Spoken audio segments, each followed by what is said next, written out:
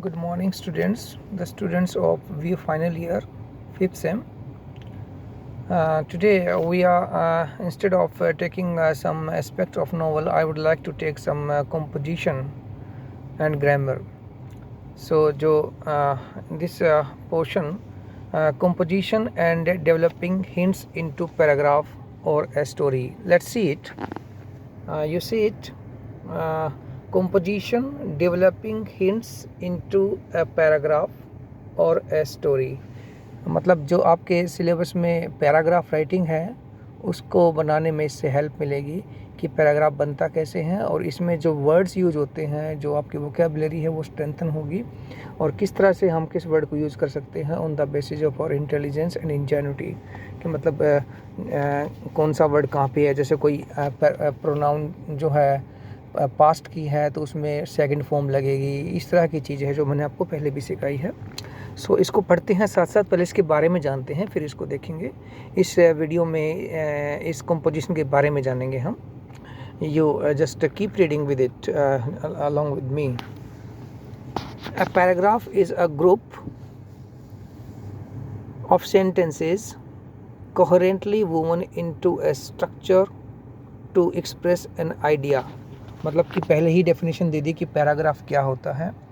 Paragraph जो है एक ग्रुप ऑफ सेंटेंसेज है, यानी कि खूब सारे सेंटेंसेस लिखते हैं हम इसमें 100 वर्ड्स में या थोड़ा से कम में या ज़्यादा में।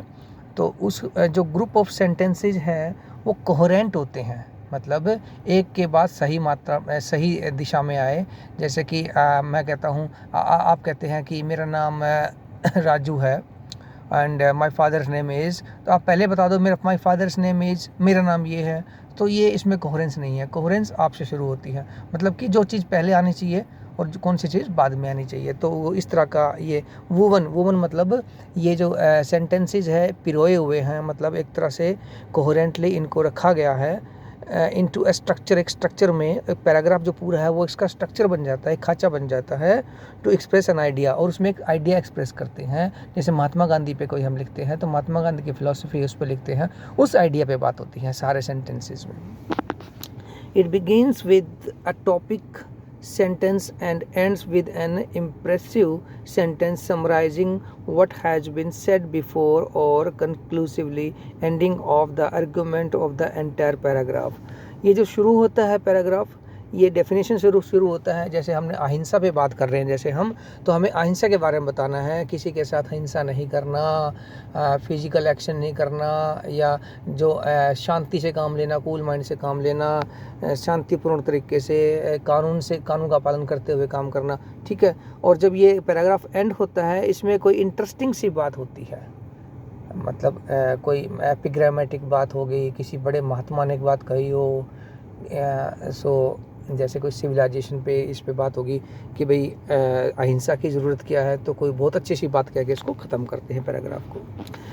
The topic sentence can be followed by facts, evidences और इलस्ट्रेशंस। अब टॉपिक इसके अंदर क्या क्या होना चाहिए, जैसे हम अहिंसा को ही ले लेते हैं, उसमें फैक्ट्स डालने हैं कि भाई फैक्ट्स डालने हैं कि हिंसा से क्या होता है और अहिंसा से क्या होता है, ज़िंदगी किससे चलती है, ठीक है।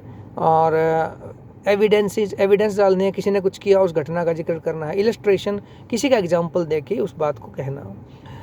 The language and use should be such that the message goes home, और लैंग्वेज ऐसी क्लियर होनी चाहिए कि बात समझ में आ जाए। मतलब ये लिखा हुआ देखो कि लैंग्वेज ऐसी होनी चाहिए कि बात उसको समझ में आ जाए। Message should be clear, should go home. The paragraph should be constructed with judicious use of different types of sentences, sentence structure. judicious use यानी कि ग्रामर का सही इस्तेमाल करना है हमने, इसमें ज़्यादा मतलब उसको कॉम्प्लेक्स सेंटेंस नहीं बनाना है। जैसे हम अहिंसा का भी एग्जांपल ले लेते हैं, सो हम सीधा ये लिखेंगे Mahatma Gandhi preached non violence in our country so that we can live in civilisation peacefully. So मतलब अगर हम इसको कॉम्प्लेक्स बना के बोलेंगे what is violence and what is non violence, what Mahatma said I want to tell you that, मतलब comma लगा के, सेमीकोलन लगा के, तो वो पैराग्राफ बन नहीं पाएगा, वो ऐसे में चल जाता है। आगे देखिए, you must ensure that argument is logically developed and the transition from one sentence to another is smooth and easy। Transition होता है जंप करना, यानी कि एक जगह से दूसरी जगह जाने की जो फेज होता है उसको ट्रांजिशन बोलते हैं। यानी कि आपने एक बात बोल दी, फिर अगली बात वही होनी चाहिए जो लॉजिकल लगे, मतलब ऑल टुगेदर डिफरेंट नहीं होनी चाहिए। Also make sure that the coherence is achieved by the judicious use of inversions, repetitions and transitional phrases।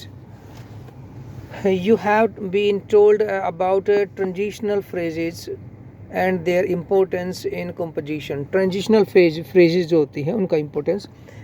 good composition passage must be logically constructed। इसका जो कंस्ट्रक्शंस होता है इसका पैराग्राफ का, ये लॉजिकल वर्ड्स पे ही आधारित होना चाहिए। आप ऐसा नहीं करोगे कि आप कहीं की बात बोल दो, कहीं इधर बोल रहे हो, कोई लॉजिक ना निकले। नहीं, जो आप कह रहे हो, what you want to say, there must be some logic in your writing. Cohesion is a grammatical attribute which contributes to coherence. Cohesion होता है कोहेरेंस बनाने के लिए, यानी कि पहले जैसे क्या आएगा उसके बाद क्या आएगा, कोहेजन को बनाना उसका, फिर पूरे सेंटेंसेस का कोहेरेंस बन जाता है। By coherence we mean that every sentence must contribute to the main thought और the idea of passage. Coherence का यही मतलब होता है कि जो मेन आइडिया, जैसे हमने अहिंसा का लिया है, नॉन वायलेंस का लिया है, सारी बातें जो भी हम कहेंगे किसी भी सेंटेंस में कहेंगे वो उससे रिलेटेड होनी चाहिए, बिल्कुल अलग नहीं होनी चाहिए। It relates to how the sentence develops the thought further to process the knowledge or information in the reader or the listener।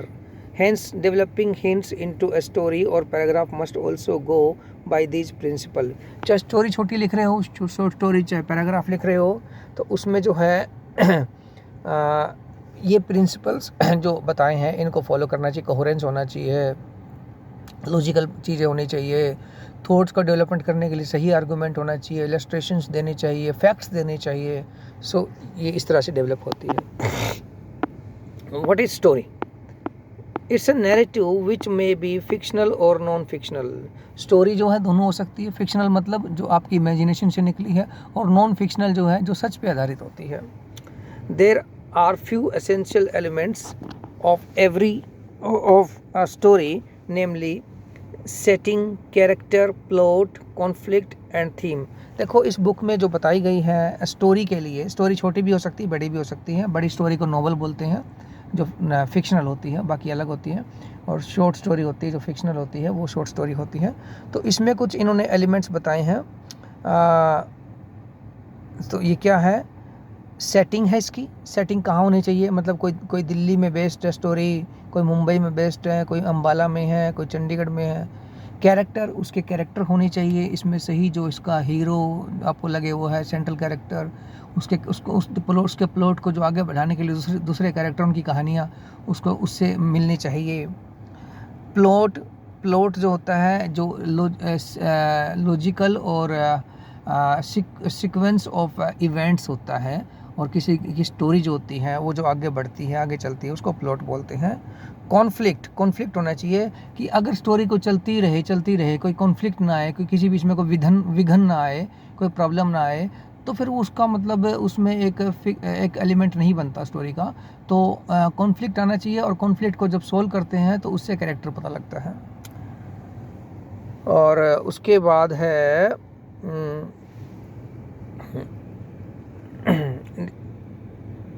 Yes and theme है, यानी कि सब्जेक्ट मैटर जो है उसमें किस बारे में उस शॉर्ट स्टोरी लिखी गई है।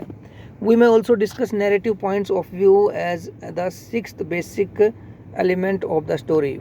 और narrative point of view, narrative मतलब ये जो बहुत ज़रूरी है, वो क्या है? नैरेटिव, स्टोरी सुनाने का तरीका, किस तरह से सुनाई गई, इसके कई अलग अलग तरीके हैं। The story must be developed on the principle of cause and effect. Cause and effect, ये साइंस में पढ़ा होगा आपने, साइकोलॉजी में पढ़ा होगा।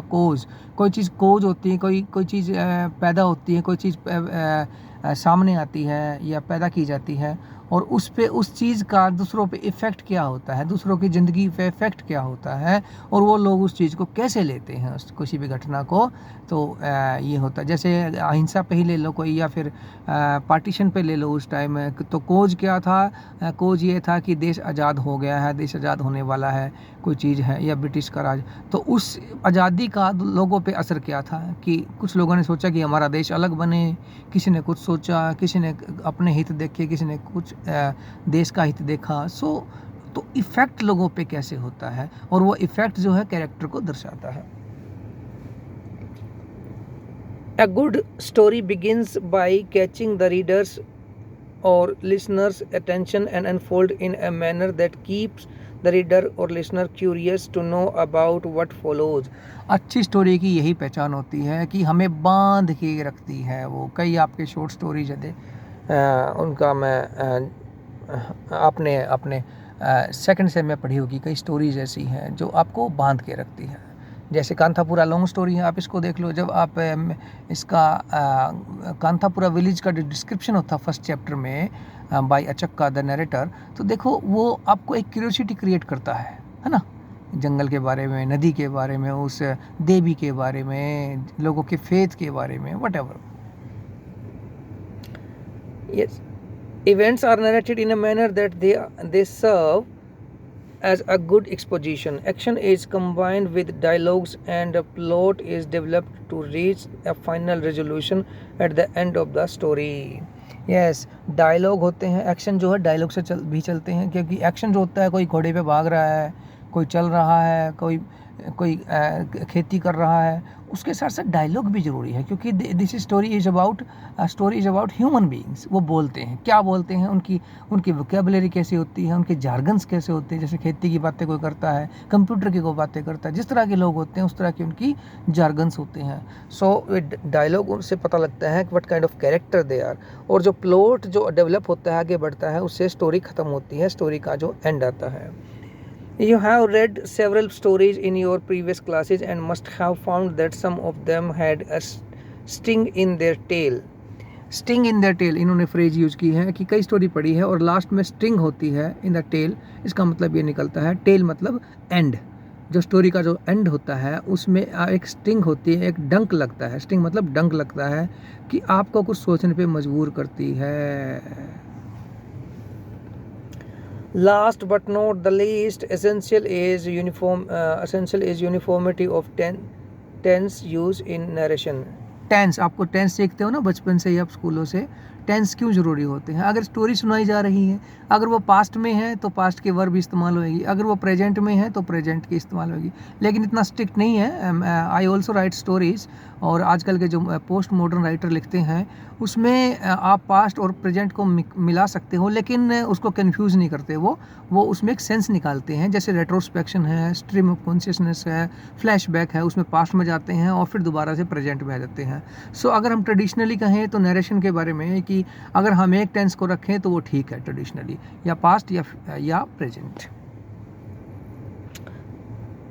स्टिक टू ईदर पास्ट और प्रेजेंट अनलेस रिक्वायर्ड अदरवाइज। इन्होंने भी कह दिया अनलेस रिक्वायर्ड अदरवाइज। अगर फ्लैशबैक नहीं है, रेट्रोस्पेक्शन नहीं है, तो प्रेजेंट में ही स्टोरी सुनाई जा सकती है। स्टोरी पास्ट में भी हो सकती है, प्रेजेंट में भी हो सकती है। इट डिपेंड्स कि उसकी ब्यूटी किस में निकल के आती है, उसका रेलेवेंस किस में निकल के आता है। सो स्टूडेंट्स, आज के लिए इसको आप इन एस्पेक्ट्स को पढ़ लेना, बार बार सुनना इस लेक्चर को। फिर मैं क्लास में इस पे कुछ डिस्कस करवाऊँगा, और कि पैराग्राफ कैसे लिखते हैं वो आपको मैं इस बेस पे सिखाऊँगा। Thank you very much.